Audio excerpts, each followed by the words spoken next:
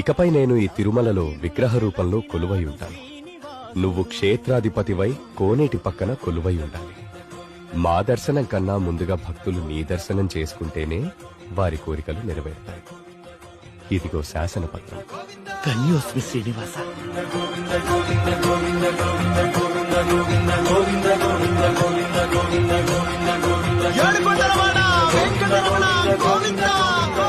ఎన్ని జన్మల పుణ్యమో నీకిన్ని సేవలు చేయగా,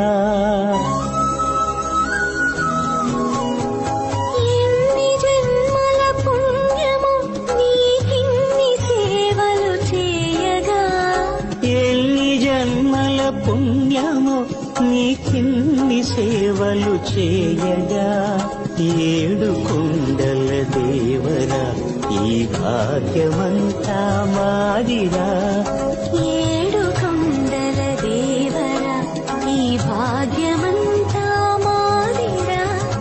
ఎన్ని జన్మల పుణ్యమో నీకిన్ని సేవలు చేయగా.